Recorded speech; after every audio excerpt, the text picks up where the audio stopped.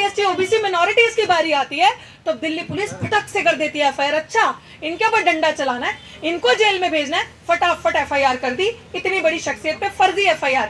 और यही यूनिवर्सिटी, यही वाइस चांसलर साहब ने, यही DU के एडमिनिस्ट्रेशन ने, जब इनका प्रमोशन के लिए सारी एलिजिबिलिटी, सारे क्राइटेरिया दुरुस्त थे, वो प्रमोशन रोक दिया। क्या कह के कि इनके ऊपर FIR है, केस कोर्ट में पेंडिंग है। और यही क्रिमिनल, ये देखें आप, क्रिमिनल, ये देख रहे हो मच्छर, क्रिमिनल सविता रॉय, ये क्रिमिनल, क्योंकि मैं बता रही हूँ इसकी खुद की कोई औकात नहीं है, क्योंकि ये संघ का झंडा डंडा अभी से उठाने लगी, ये इलीगली बैठी है अपनी पोजीशन पे।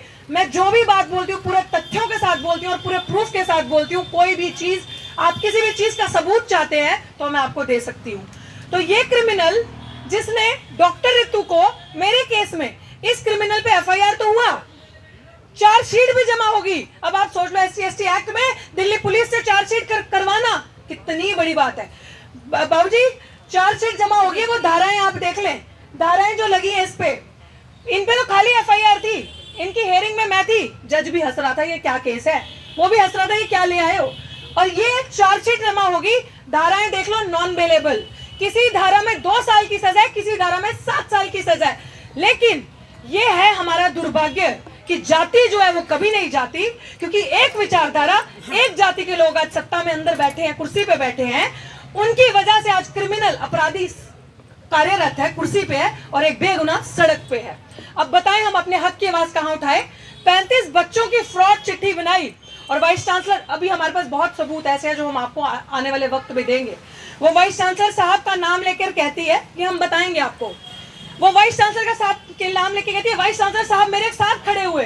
और वाइस चांसलर साहब बड़ी बड़ी जगह जाते हैं, पार्लियामेंट्री कमेटी में SC कमीशन उनका नुमाइंदा जाता है और बोलता है हमें तो पता ही नहीं था, हमें तो कुछ पता ही नहीं है। लेकिन वो क्रिमिनल क्लेम कर रही है पता है, इसका सबूत हम आपको देंगे, वो कोर्ट में भी देंगे और आगे भी देंगे।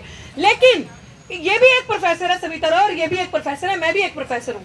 तो कौन सी ऐसी चीज है कि उस क्रिमिनल को अंदर रखा हुआ है और हम बेगुनाह लोग बाहर हैं और ये पर्चे झेल रहे हैं। इसीलिए हम लोग चाहते हैं कि फैसला अब जनता की अदालत सुनाएगी, जन सुनाएगा, क्योंकि अगर हमारी सुनवाई कहीं पे नहीं होगी तो रास्ता सिर्फ हमारे पास जमीन ही है अपनी आवाज को बुलंद करने का, न्याय की तरफ जाने का। मैं बार बार बोलती हूँ, मेरी नजर में सामाजिक कल्याण की परिभाषा परिवार कल्याण नहीं है। अगर मैं अपने आप को देखूं, परिवार को देखूं, मैंने लिख दिया है नौकरी नहीं न्याय चाहिए। मेरा परिवार पूरा बहुजन समाज है, SC/ST OBC मिनॉरिटीज, मुझे किसी एक से मतलब नहीं है, पूरे परिवार से मतलब है। मेरी लड़ाई इंस्टीट्यूशन में हो रहे कास्ट डिस्क्रिमिनेशन, जो जाति के आधार पर, नस्ल के आधार पर हमें प्रताड़ित किया जाता है। अगर हमारे अंदर टैलेंट दिखता है, हम दलित आदिवासी बच्चे अच्छे अंग्रेजी कैसे बोल रहे हैं, अच्छा पढ़ कैसे रहे, अच्छे कपड़े कैसे पहन रहे हैं, हाशिए पे आ जाते हैं, टारगेट पे आ जाते हैं, इनसे बर्दाश्त नहीं होता। तो ऐसी रणनीति करके, ऐसी साजिश बनाकर एक 35 बच्चों की फ्रॉड चिट्ठी, आप सबको ही पता है, मेरे अगेंस्ट लगाई, जो पकड़ी गई। और अभी ये केस इस तिथि पे आ चुका है। अब 6 तारीख को मैं आप सबसे, नेताजी मैं आपसे भी हाथ जोड़ के विनती करती हूँ, 6 तारीख को हमारा बहुजन अधिकार मार्च है, जिस मार्च में हमारे जितने लोग सताए हुए हैं, जितने लोग प्रताड़ित हैं, हमने इनको अभी थोड़े दिन पहले टीजर दिखाया था, वो ट्रेलर है, पिक्चर फिर कभी दिखाएंगे आने वाले टाइम पे। लेकिन उस टीजर में आप सबको अपनी संख्या बल लेके आना, क्योंकि हम संविधान को मानने वाले, हमारी हर एक चीज पीसफुल तरीके से करते हैं। लेकिन अपनी ताकत से, वो जो एक्शन प्रोग्राम्स उसके बीच में होंगे उस दिन बताए जाएंगे, लेकिन हम अपनी ताकत से, अपने संख्या बल से इनको बताएंगे कि अब दौर मनुवादियों का नहीं, अंबेडकरवादियों का होगा। और सत्य को आप जितना मजबूर करोगे सत्य को, वो उतना मजबूत होता जाएगा। और उसकी ट्रेलर आप अभी देखोगे 6 नवंबर को सुबह 11 बजे आर्ट्स फैकल्टी पे आपको इकट्ठे होना है। और यहाँ से पीसफुल मार्च शुरू होगा, जिसमें वाइस चांसलर का घेराव किया जाएगा। बड़ी अच्छी बात है, वाइस चांसलर तक ये वीडियो आज पहुंच जाएगी, बहुत बढ़िया बात है।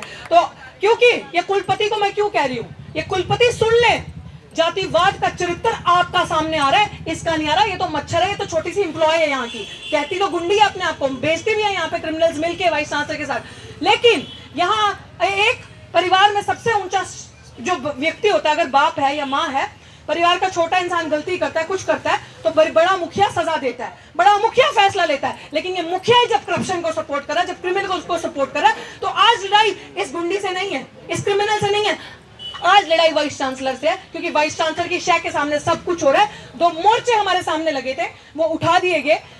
यूनिवर्सिटी का एडमिनिस्ट्रेशन खुद उनको जूस पिलाने आया और उन प्रोटेस्ट को उठा दिया गया, सामने इस गेट के सामने लगा था। हम लोग 64 डेज से बैठे हैं क्योंकि दलित की बेटी भारत की बेटी नहीं है, दलित के बच्चों को इंसाफ नहीं मिलेगा। अगर दलित, मैं बार बार ये चीज कहती हूँ कि बहुजनों जागो, आप लोग जागो। क्यों आपके वाइस चांसलर्स क्यों नहीं है, आपके प्रिंसिपल्स क्यों नहीं है, आपके बड़े बड़े प्रोफेसर क्यों नहीं है, ऐसे बुद्धिजीवी प्रोफेसर का प्रमोशन क्यों रोका है कोई ऐसा इंटेलेक्चुअल? अगर अपनी बात नहीं रख सकता, हम स्वतंत्र नहीं है अपनी बात रखने के लिए। दलित हाशिए पे, टारगेट पे आ जाते हैं अगर आवाज उठाते हैं, लेकिन हम आवाज उठाएंगे।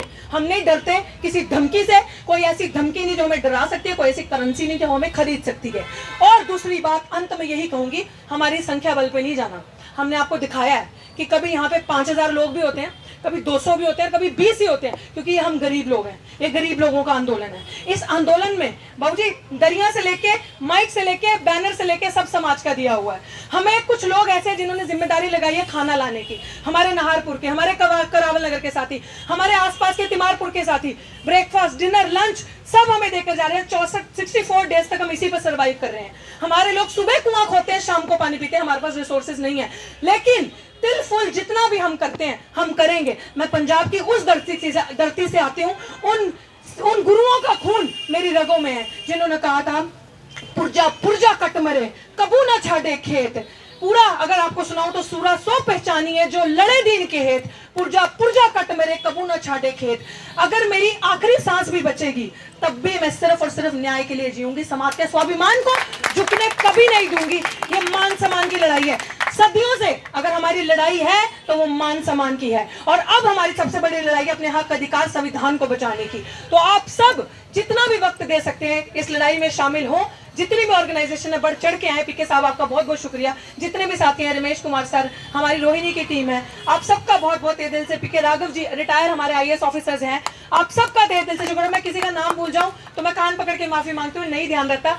नेताजी के पास टाइम बहुत कम है, आगे भी जाना है। अभी मैं स्टेज पे बुलाऊंगी, जोरदार तालियों से स्वागत करिए प्रोफेसर डॉक्टर रतन लाल जी का। अभी स्टेज पे आएंगे और मंच को संबोधित करेंगे।